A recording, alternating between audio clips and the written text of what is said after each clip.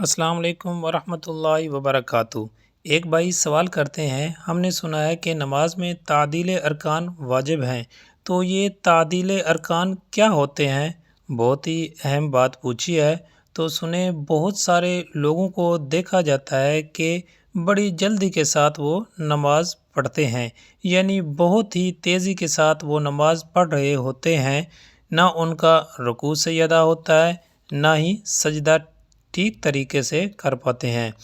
آپ نے بھی اکثر مشاہدہ کیا ہوگا کہ اکثر لوگ رکوع سے اٹھتے وقت سیدھے کھڑے نہیں ہوتے، یعنی ان کی پیٹھ ابھی سیدھی نہیں ہوئی ہوتی، تو وہ سجدے میں چلے جاتے ہیں۔ اسی طرح جب وہ سجدہ کرتے ہیں تو سجدہ کرنے کے بعد وہ سیدھے اٹھ کر بیٹھے ہی نہیں، فوراً دوسرا سجدے میں چلے جاتے ہیں۔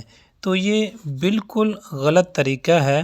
حضور صلی اللہ علیہ وسلم نے ارشاد فرمایا کہ اللہ اس بندے کی نماز کی طرف نظر رحمت نہیں فرماتا جو نماز میں رکوع اور دونوں سجدوں کے درمیان میں اپنی پیٹھ سیدھی نہیں کر لیتا۔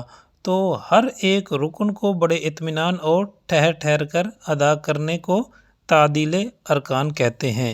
جو لوگ تیزی کے ساتھ جلدی نماز پڑھتے ہیں کہ وہ دو سجدوں کے درمیان ان کی پیٹھ ابھی سیدھی نہیں ہو پاتی، فوراً وہ دوسرے سجدے کی طرف چلے جاتے ہیں، تو انہیں اندازہ نہیں ہوتا کہ وہ کتنی بڑی غلطی کا ارتکاب کر رہے ہوتے ہیں۔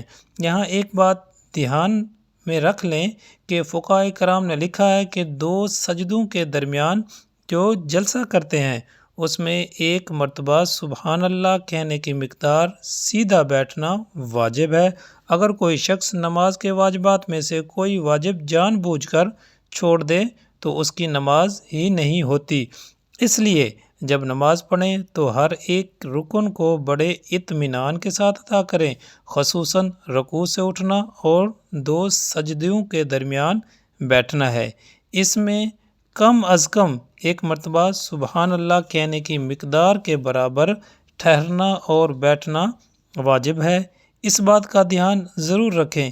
اسی طرح ایک اور حدیث مبارکہ ہے کہ حضور صلی اللہ علیہ وسلم نے فرمایا کہ لوگوں میں بدترین وہ ہے جو نماز کے اندر چوری کرتا ہے۔ تو صحابہ کرام نے عرض کیا، یا رسول اللہ، کوئی شخص نماز میں چوری کیسے کر سکتا ہے؟